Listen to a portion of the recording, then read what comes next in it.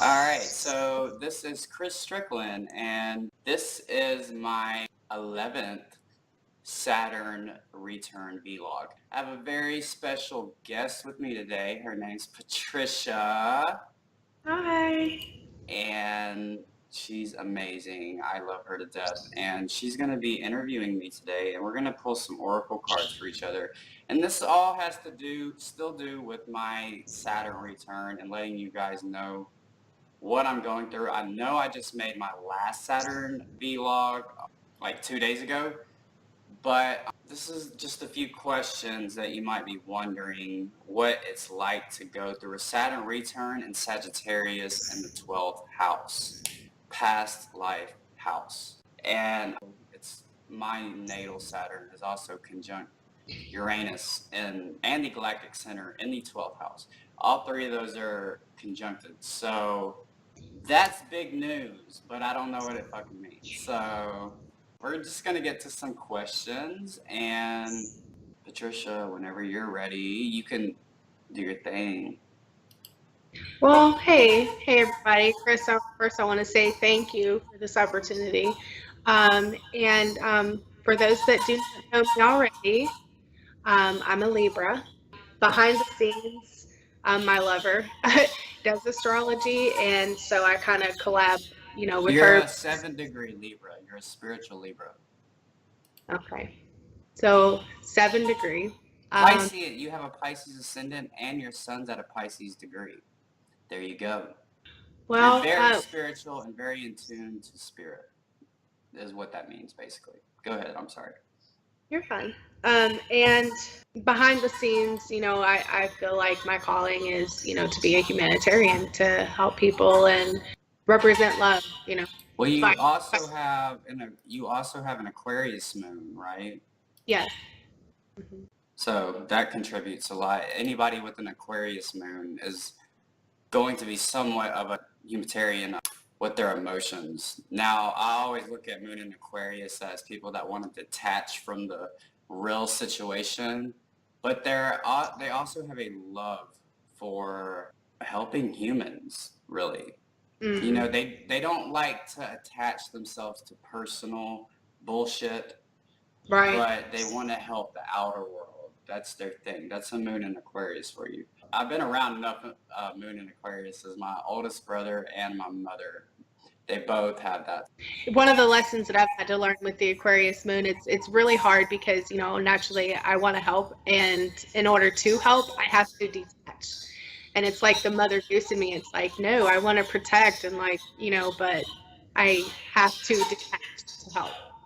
Right, exactly. No, I totally understand that. Why don't we start with the questions? All right, let's start with the questions. Okay, Right, so Patricia has some questions for me, and we're going to get started on that. All right, Chris. So when did you first notice changes in your Saturn return? It was December of 2014 is when Sagittarius officially moved there. Uh, but I didn't notice anything initially. It started from 2015 going through the year. Like things got really bad because Saturn was still in my 11th house a little bit. So I started having all these explosions with people. Saturn was affecting my life with the general public. Nothing was going right. I had no direction. And then in August of 2015, I met an astrologer who immediately just like snatched me up to work with him, and we grew a friendship over the course of about 4 or 5 months. And in December of 2015, I moved out to California to go room me up with him so we could work together and we could run his business better. And that was my mission and my Saturn return at that point, was to help him boost this business. And I also found a lover in California, and that didn't work out. So that sucks. But a lot of bullshit just went down. I was very committed to working hard for astrology. This was an astrology company. I was working for an astrology business. This was my legacy. This is what I wanted to do. It made me happy. But then a lot of funky shit started going on with spirits that were attacking. The more light you bear, the more the spirits are going to attack you. I kind of went off trail with your question. The one that I noticed throughout the whole thing. And there were highs and lows, and there are still highs and lows. And right now I'm in a high, which is a good thing, but I'm expecting it to keep fluctuating because this is going to go through 2018. So I'm just, at this point, as much as I've been through, I'm just flowing with the wind. What were the highlights of your return? Okay, so the highlights were, okay, first of all, December 5th, 2015, I had this big explosion with my family. It was like this past life explosion. And the astrologer that I worked for kind of like removed me from my family and my home and my location of living because we just felt like this is getting too out of hand. My family is obviously trying to destroy me. And the one person in my family actually made police charges against me saying I assaulted her, which later in court, it was apparent that she was lying, but that was my aunt, and she was the worst one, and she actually ended up killing herself last year in July. So yeah, a lot of just weird, odd, karmic stuff. And then late last year, come September, late September, early October, was when things really started shaking up for me, and all this craziness just started happening. So those were the highlights. But a good highlight right now is that I'm secluded in my own place, and I love showing off my room. I know y'all can't see much of it, but I just wish like I could give like a what was that MTV show called where they show their houses? Cribs. Yeah, Cribs. So yeah, that'd be cool to be on an episode of Cribs. Oh yeah. On to the next one. On to the next one. Okay. Do you think astrology will ever go mainstream media? Do I think astrology will ever go mainstream media? No, I don't.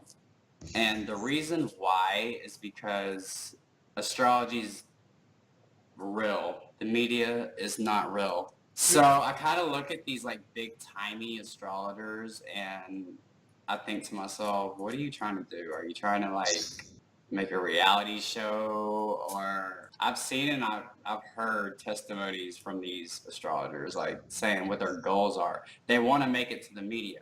The media is not going to allow that. It's just not. The media will not allow astrology into it. That's my personal opinion because astrology is real, right? So if too many people learn it, you basically have to get your information from the internet right now. They're not going to put that shit on TV. They got like the Long Island psychic, but I'm not. I mean, she might be like kind of legit, but I'm not falling for her shit.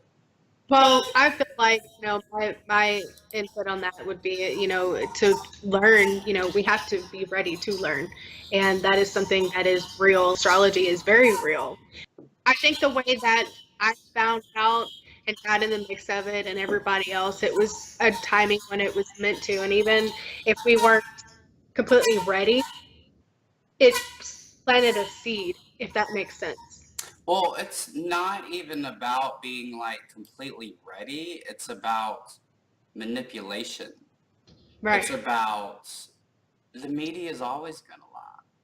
And that's just that, The media is always going to undermine us. So right. to allow such... They don't want us to know, but we're going to find out one way or another. Right. And like, if they feel like we're getting too esoteric and getting too smart with this, they're going to cut it off. So the plan is to just not even touch on the subject at all. They're not. Ask yourself why astrology has not been like a reality show yet, or has been some kind of stupid ass show on TV, on regular television, basic cable. Ask yourself that. You know why? Because the elite knows. The elite knows about astrology, and they would never let it into media because stupid people might start to get smart. Well, not only that, but it's also perceived as evil, you know? Yeah, well, the whole Christianity thing is just, plaguing America. So that's a problem. That's all I got to say about that. I Me don't too. like talking too much about that. So I pulled some cards for you. Okay. And I think that you would find them very interesting. The first card that I pulled was Do Not Fear the Unknown. I don't know if you can see that. Do not fear the unknown. Yes. I do very much fear the unknown. Okay. What it says, the meaning of this card, and honestly, I don't know them by heart just yet. I'm still Right. No, I'm the same way with my oracle cards. Don't feel bad. I'm still learning them. I still have to go to my little booklet. So this card, it says, Do not fear the unknown. The ugly is not as bad. Okay, the ugly is not always bad and evil, and beautiful, not always good and just. Failure is not predetermined, nor is it given that others laugh at you if you choose to follow your dreams. It is your fear of the unknown that makes you question and judge. Do not let others' experiences be the truth that guides you. Do not allow your fear of an unknown outcome to hold you prisoner. Your own experience could be both different and rewarding. Live. So the second card I got for you was Be Without Malice. Be without revenge. Mm-hmm. It says you've been hurt, disrespected, disappointed by others. Another has let you down or betrayed you. It is normal and natural to experience feelings of anger, hurt, and disappointment. To feel any and all emotion is natural, but you have choice always in how you respond. Do not allow your hurt to become a source of infection. Acknowledge it. Learn from it and your experiences, and then let the anger, hurt, and disappointment go. Do not allow them to inspire retaliatory acts or malice or spite. So basically, don't let it get to you. Don't let outward forces affect your true light. Okay. That hit home. All right. So so Patricia is not in her Saturn return. Hers is in Capricorn. It's coming up in what, December, January? I think it's like Christmas or something. But are you ready? I don't know. I think Capricorn is a good placement for it to be personally, but I don't know yet. Well, you're in for something because Saturn rolls Cap. So, but Mm-hmm. I did pull some cards for you for right now because I know what you're dealing with. So I'm just going to add this in. The first card I pulled for you was Archangel Michael, and he says you can do it. Yes. And I'm still learning these oracle cards too. So basically you're qualified and ready to take the steps toward your desired outcome. You have what it takes to fulfill your dreams and your life's purpose. This card signifies that it's time now to take or make your move. It's time right now. And you can do it. Take action without delay or hesitation. And additional meanings to this card are no more preparing or procrastination. Just do it. You're a valuable and beloved person. Break big goals into smaller steps and take one step at a time. So slow yourself down. You're on the right path. And lastly, let go of perfectionism and know that you'll do fine. That makes perfect sense. Because I'm such a procrastinator, but yet I want everything to be just perfect. Yeah. So, okay, so your next card, you got Oshan. I think that's how you say your name. Oshan is an ascended master, and she wants you to drink more water. You're not drinking enough water. I agree. This card comes to you as a sign that your body is thirsty for pure water, emotion. Symptoms such as, you know, that moon in Aquarius that attaches, that makes perfect sense. For pure water, emotion. Symptoms such as fatigue, difficulty in concentrating, irritation, and excessive hunger can actually be dehydration in disguise. Water helps you flush harsh energies and toxins that your sensitive body might otherwise absorb. Bless your water before drinking it to give yourself a boost of positive energy. Additional meanings are spend time near an ocean, lake, or river, any body of water. Rainfall is significant. Buy a water purifier. Avoid drinking chemical-laden liquids such as sodas, coffee, and alcohol. And sweat either through exercise, a steam bath, or a sweat lodge. So sweating is good for you. So when you sweat, you know you're doing good for yourself. I know I'm doing good for myself when I sweat. I did yoga yesterday. It was day 9. And I have a picture on my iPhone of how bad I was sweating. Like my fucking face was just drenched, but it helps because you're letting out all that toxic energy. So that was basically the cards I pulled for you. And so we're going to end this video. Thank you so much, Patricia, for hanging out with me in this video. And I hope that you collaborate on the Pisces song with me. That's a possibility, y'all.